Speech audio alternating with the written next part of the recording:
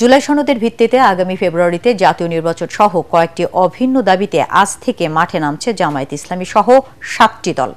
৩ দিনের কর্মসূচির অংশ হিসেবে প্রথম দিনে রাজধানী ঢাকায় আগামীকাল শুক্রবার বিভাগীয় শহরে এবং ২৬ সেপ্টেম্বর সব জেলা ও উপজেলায় বিক্ষোভ মিছিল করবে দলগুলো।